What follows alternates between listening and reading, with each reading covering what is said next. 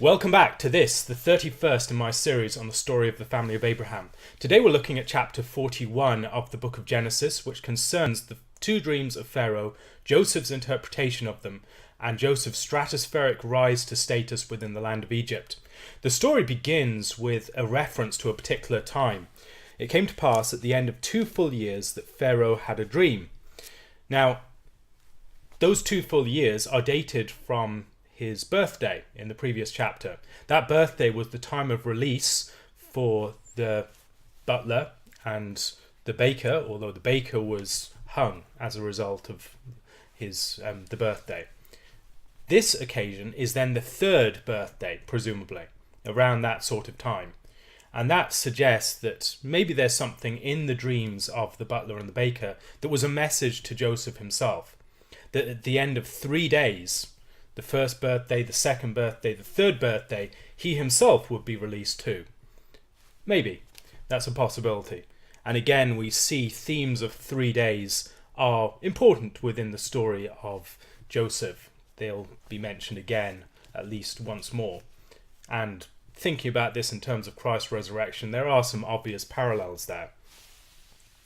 He sees in this dream, he has 2 dreams, again 2 witnesses, dreams about the same event, much as we've seen in chapter 37 in Joseph's dreams and in chapter 40 in the dreams of the butler and the baker. Here he has a dream with 7 cows coming out of the river, fine looking and fat, feeding in the meadow. And the word for meadow, we're not entirely sure what it means. It could be the swamp or marsh or reeds by the edge of the river. Could mean a number of different things, and we'll get back to that in a moment. And then after them, 7 other cows come up behind them out of the river, ugly and gaunt, standing by the other cows on the bank of the river, and then they ate up the fine-looking cows. And Pharaoh awakes.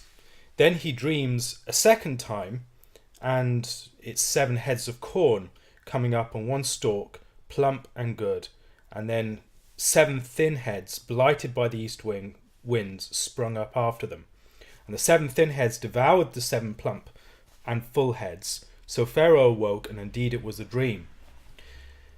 Again, we have some interesting imagery in these dreams. If you think back to Joseph's own dreams, there are some odd images within that. The sun, moon, and 11 stars bowing down to him. What does it look like for the sun, moon, and 11 stars to bow down? Well, whatever it looks like, that's what Joseph saw. And here we have the description of the grain coming up and the heads of grain being devoured by the other heads of grain. What does that look like? I'm not entirely sure, but it's something that is clearly charged with significance. The fact that there are 2 dreams, this is not an accident. Pharaoh can see that these 2 dreams are related to each other. There's something significant in the way that these 2 dreams occur at the same time. They're 2 witnesses to the same reality. So this is not just an odd dream that might need interpretation of some kind, but is not that significant. These are 2 witnesses to something significant, and he knows that there's something important going on, and he needs to get to the bottom of it. And he wakes up in the morning, and his spirit is troubled. He calls to all the magicians of Egypt and its wise men, and there's no one who can interpret it for Pharaoh. As we see in this chapter and then elsewhere in the story of Moses going into Egypt with Aaron, and then in the story of Daniel, the magicians and the wise men are people who often fail to interpret, fail to overcome the power of God. And God proves the wisdom and the power of his servants over these figures as the foil. But then you also see in the story of Daniel that Daniel is placed over the magicians. And later on in this story we'll see that Joseph is raised to a position of status even within the religious order of Egypt itself. And so he has influence over that whole religious structure. These 2 dreams are ominous, and obviously the word is getting around the palace, and the chief butler speaks to Pharaoh. Again, we see the chief butler obviously is a man with the ear of Pharaoh. He's close to him, and so he hears this sort of thing. And Pharaoh is he's privy to Pharaoh's intimate dreams in these sorts of occasions. If Pharaoh's had something that's worried him, the butler knows about it. So he's obviously an important figure. And he, at this point, recalls Joseph. And he tells Pharaoh that there was a young Hebrew man with us in the dungeon, a servant of the captain of the guard, and we told him, and he interpreted our dreams for us. To each man he interpreted according to his own dream, and it came to pass as it was said. And so Pharaoh sends for Joseph. He's being pulled out of the pit, and they brought him hastily out of the dungeon. Again, the word here is pit. And he shaved, changed his clothing, and came to Pharaoh. We're seeing something of a reversal of themes here. In chapter 37, he's placed in the pit, his garment is taken from him, and he's placed in the pit. Now he's taken out of the pit, and he has a garment put upon him, a new garment. And he's returning to a father figure, Pharaoh, who is like a father figure, and Jacob was the one who sent him away. Pharaoh relates his dream to Joseph, and when he tells the dream, he stresses the negative aspects of it. So it's not so much the counterbalance of good and bad. He is really concerned about what do these ugly cows mean. It's what he focuses upon. The 7 cows, fine-looking cows feed in the meadow, and then he emphasizes just how ugly and gaunt these other cows are. Such ugliness I have never seen in all the land of Egypt. And then no one would have known that they had eaten them, for they were just as ugly as at the beginning. So I awoke, and then he talks about the second dream, and all the magicians have not been able to explain it to him. And Joseph, having heard the dream, is able to interpret it more or less straight away. And once again, the numbers are significant in terms of time periods. Now, how would he interpret that? Maybe because we're talking about successions of things. So it's not as if you have these two things alongside each other, the fine cows and then the ugly cows at the same time. Rather, they come in succession. And maybe that suggests to Joseph that there is a succession being mentioned here. And the fact that these two things are together, you have the fertility of Egypt came from the Nile. Not from the rains so much as in other lands, but from the Nile. And so the cows, which is a symbol of Egypt, among other things, arise out of the Nile, and they're associated with the fertility of the Nile as it floods its banks. Maybe that's part of what's referenced here. And then also you have the grain that was associated with particular harvests. The succession of these things suggests that there is some sort of cycle, yearly cycle, that is going awry. And I would imagine that that's the sort of way that Joseph interpreted it. The 7 years, and then the 7 years of plenty, and then the 7 years of famine.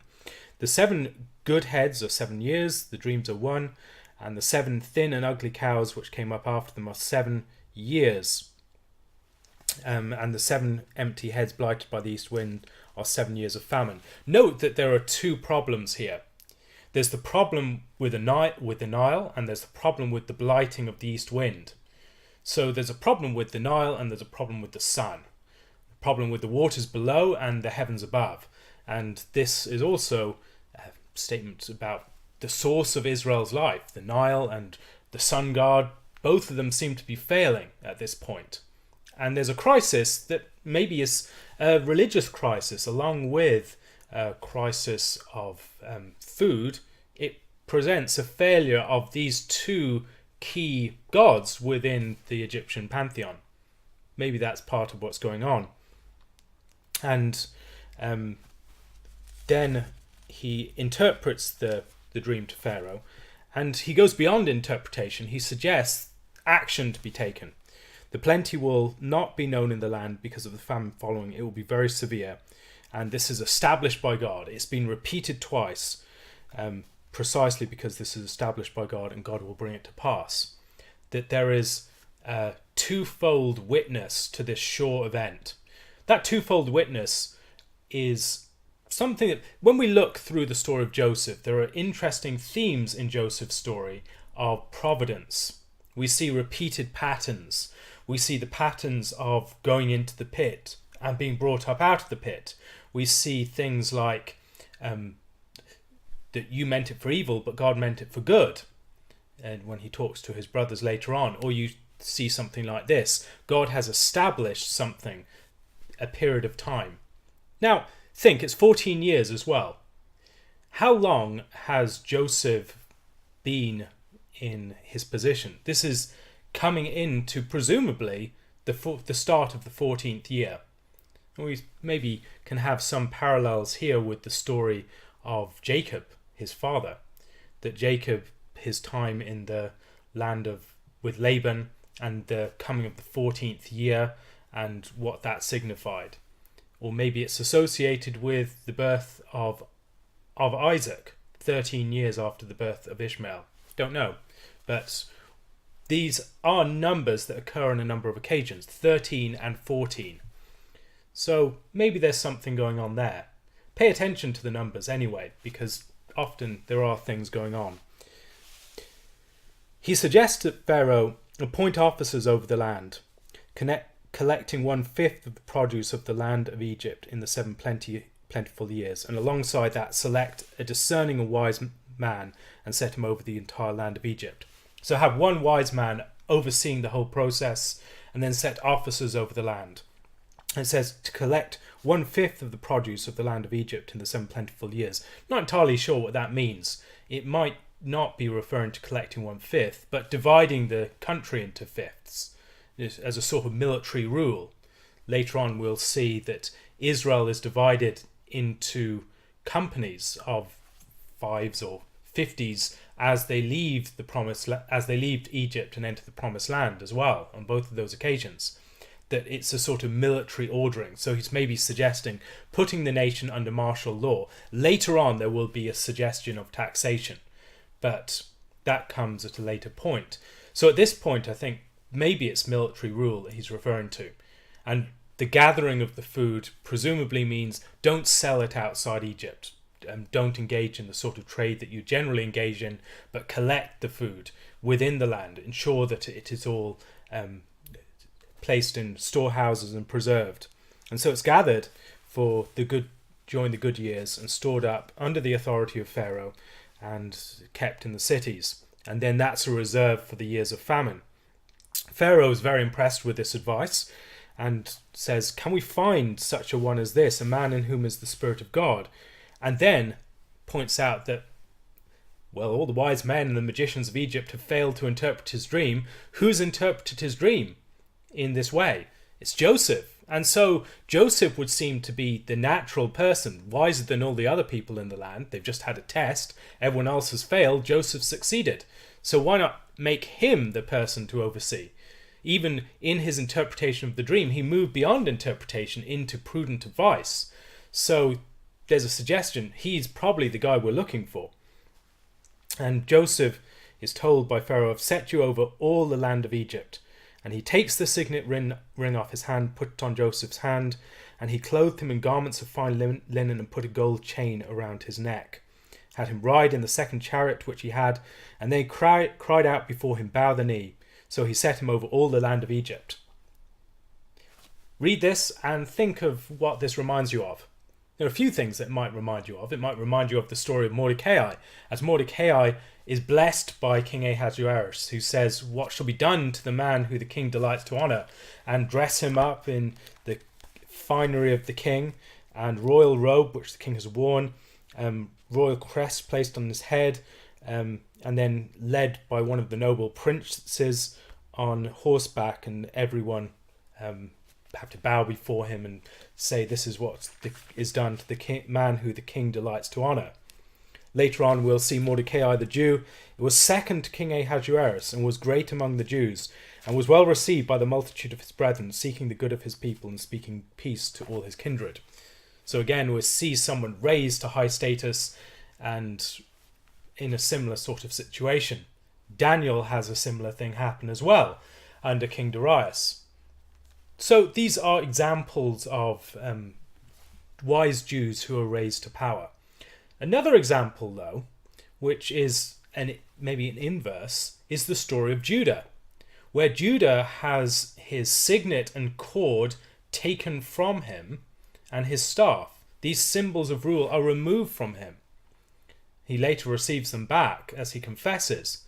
But Joseph has a different route to receive these things. He's been stripped of his garment of many colours, which is associated with the rule that his father gave him. But now he's given something different by a new father figure. He's given new robes, priestly vestments perhaps. He's given a gold chain, and he's given a signet ring. So all these things might draw our mind back to the story of Judah and what happened in his case. Move further on through this and you'll see that he is placed in a position of authority that's very similar to the position of authority he had in Potiphar's house or in the prison. He's placed over everything, overseeing everything. No one else is above him. Even Pharaoh doesn't know what is being done beyond, he trusts Joseph with everything. Without your consent, no man may lift his hand or foot in all the land of Egypt. And he's given a new name. Zaphnath Paneah, presumably God speaks and he lives. There's the suggestion that's given.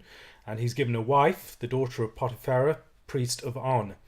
And Joseph is placed over all the land of Egypt. He's preparing it as the wise man, and then presumably has lots of officers under his rule to manage things. Now, he's a man who has great gifts. But when you look at the story of Joseph, you can see that these gifts have certain limitations to them. These are the sort of gifts of administration for the second in command.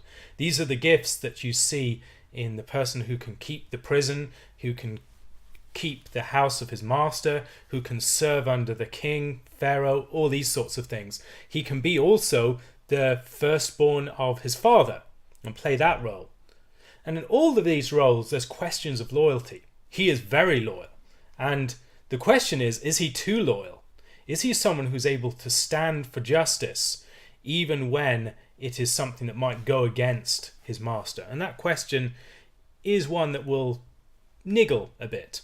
And it's worth keeping that in mind. Is he someone who can stand against his master when the time comes, if it's necessary? Is his loyalty absolute? Now, we've seen his loyalty is very strong, that he will be loyal even when it's a disadvantage to him. But is his loyalty just an absolute loyalty, a total loyalty that does not really brook exceptions? And the question of what gifts come to the forefront at different stages of history is interesting.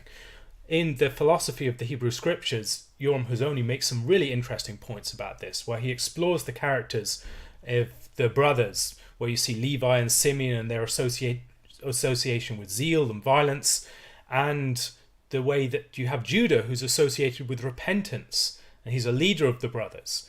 And Joseph has a different set of characteristics that are associated with him. And his associated characteristic is loyalty, this complete commitment, and this high competence in organization. But that high competence in organization ultimately creates a system that can turn against Israel. And at that point, you need the Levites. You need the Levites who are characterized by zeal, and you need Judah, who's characterized by strength and the ability to repent. And so it's a very interesting exploration in different character traits, different sorts of persons, and where they come to their fore. So you don't want Joseph as the king. You want Judah as the king. But Joseph can be a very good administrator under the king. Looking through this further, he has the 7 plentiful years, and these plentiful years are not just plentiful for the land, they're plentiful for Joseph too.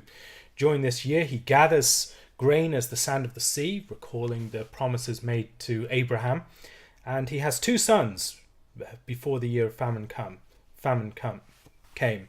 And Manasseh, God has made me forget all my toil and my father's house, and the second Ephraim, for God has caused me to be fruitful in the land of my affliction. Now think, he hasn't sent any message home. Quite possibly he believes that his father is responsible for putting him, sending him over to his brothers and leading him into Egypt. He has the opportunity to send message home, I presume, but he doesn't.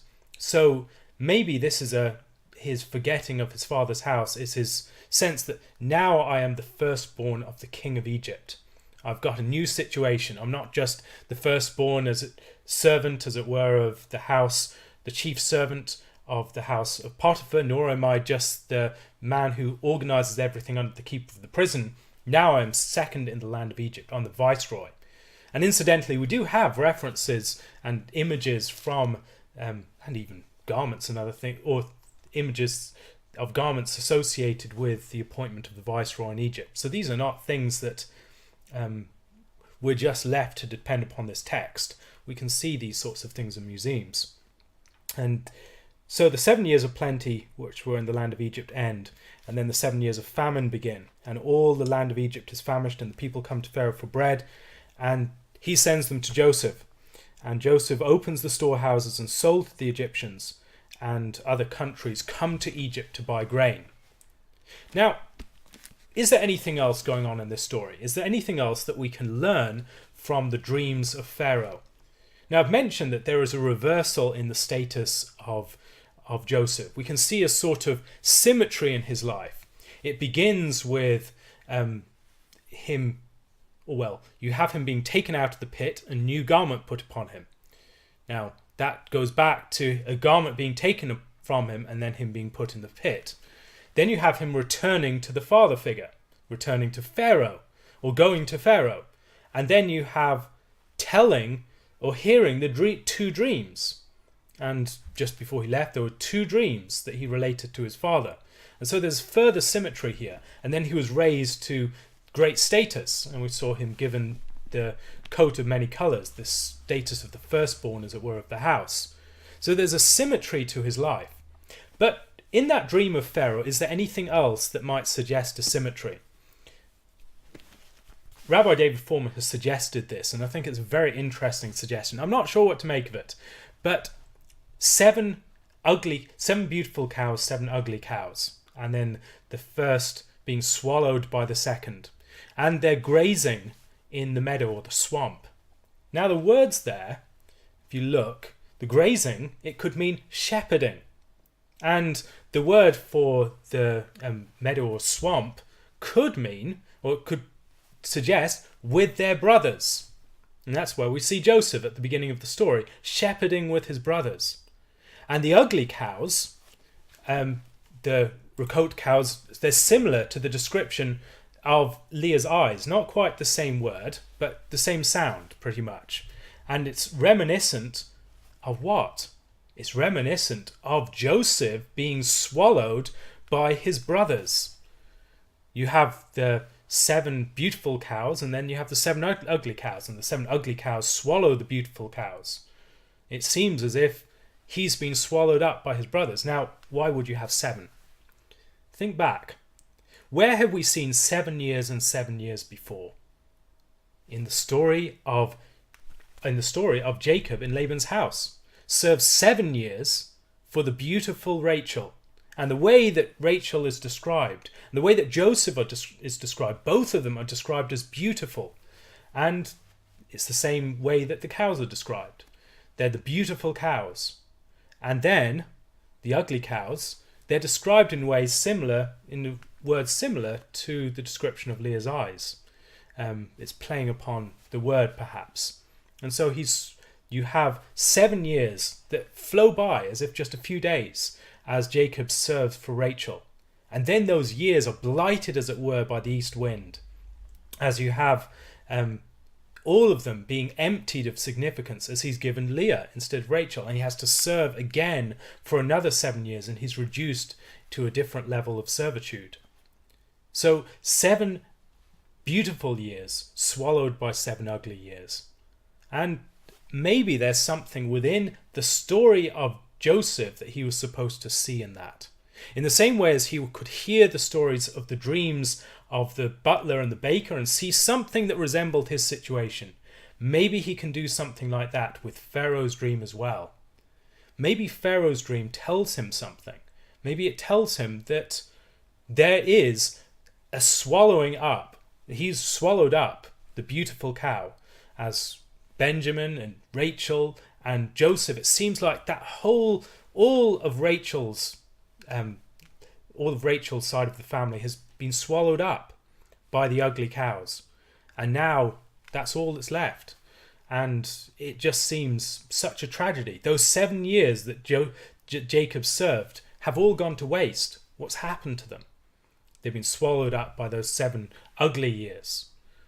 And maybe that's something that he hears in this. But then what's the response? That the 7 beautiful years provide for the 7 ugly years. And through it, together get through. And maybe there's a message there for what Joseph is supposed to do. Maybe he would think back at this point to his own dreams and think, maybe there is something more going on in my own dreams. Maybe I should recall those. Maybe there's something that suggests that I'm going to be the means of blessing my brothers, not just ruling over them. One other thing to notice, he's 30 years of age when he stands before Pharaoh, king of Egypt. 30 years of age associated with coming into a new sort of authority. It's associated with priests. They begin their service at the age of 30. Christ begins his ministry at the age of 30. And other figures like David and others have significant starts at the age of 30. Hope this is helpful. If you have any questions, please leave them on my Curious Cat account.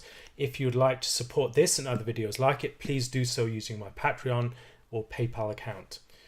Lord willing, I'll be back again tomorrow. God bless, and thank you for listening.